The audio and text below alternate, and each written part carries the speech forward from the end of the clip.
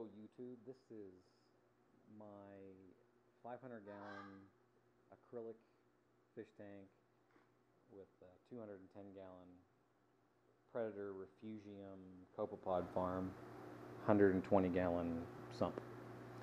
I recently upgraded the lights, or side graded, I don't know how you look at it, but there's on the floor what used to be of the tank. Those are three 400-watt metal halides with 20K radium bulbs in it.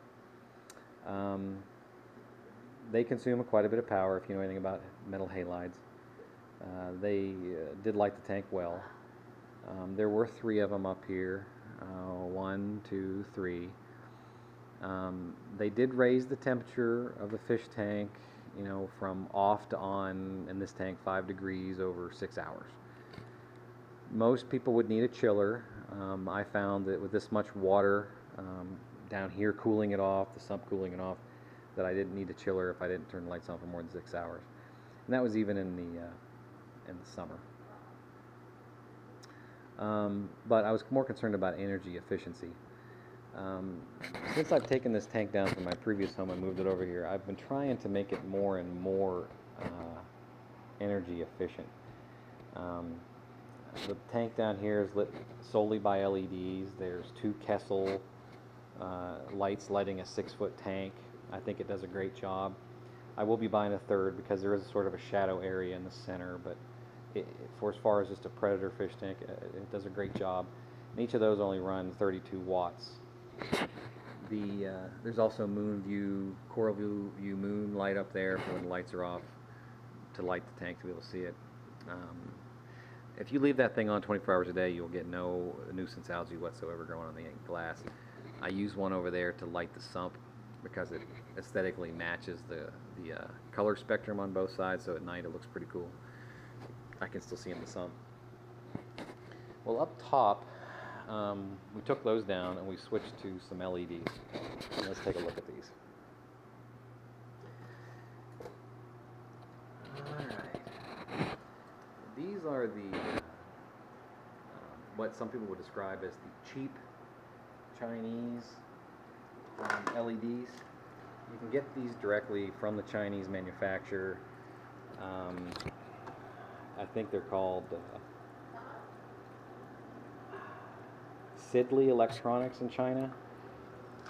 If you order these directly from the factory, you can get these for 120 bucks a piece. The bad side is they cost about $250 to $300 to ship 5 of them, so that increases your costs. I bought these directly from a source on eBay. If you type in LED reef or aquarium fish tank lights on eBay, this is what's going to pop up. There's 2 versions. There's white and there's black. There is a difference. The whites are 1-to-1 blue to white with a few more white than blue. So it's like 35 whites to 25 blues or something like that. The black ones are the opposite, a little heavier on the blue than the whites. I didn't know that when I ordered these, or I would have bought the black ones. But there's no dimmer. They are controllable on and off. No dimmable controller. No, you can't plug them into an Apex or anything like that I'm aware of. There's a switch. One thing to know is the blues are set up on a timer to come on before the whites, and no matter which ones you turn on first, the fans still turn on no matter which ones come on first, which I think is a cool feature. There are 5 of them here. There's 60 watts per, or 60 bulbs per unit, so 5 times 60 is 300 bulbs. And it is brighter than the 400-watt halides. And the light is more evenly dispersed. Now, underneath each one of the halides, is the light is intense? Probably not, but it appears to be brighter. It appears to be more intense, and the PAR readings on these are very, very good, considering that you're running these at 1/5 the power of a halide unit. I'm so impressed with these that I'm going to probably purchase 2 more. I'll turn this one sideways and then put another one in there sideways and do the same thing down there, so it'll be sideways, sideways, sideways, horizontal, sideways, sideways. These are only here because I had them up here for the halides, and I wanted something I could turn on Saturdays and Sundays early in the morning and leave them on all day, enjoy the tank without growing nuisance algae, and that was pretty successful. They're just T8 light bulbs, but they're going to go bye-bye. And I'm going to buy 2 4-foot LED strips to do the same purpose, so I can turn them on Saturdays and Sundays and enjoy the fish tank without having these on the whole time. There is a slight fan noise. It doesn't bother me. It's covered up by the normal fish tank noise, and this fish tank's pretty quiet, to be honest. There is a polycarbonate cover that protects the lights from splashes and etc. And these are 4 inches above the water from the bottom of the unit to the water level.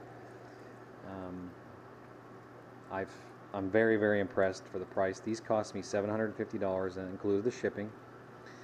Lots of people will complain that the hanging hardware on these are not very good, and I would agree they're not. I just threw them in the trash. And I used conduit tubing with 75-pound zip ties, and there's a loop that's well, there's, you can see it here, on the top that I zip tied them through, and they're pretty secure. I have no fears of them falling. I'm just going to make sure I inspect these once every 6 months or so to make sure that they're not getting dry and brittle, and replace them.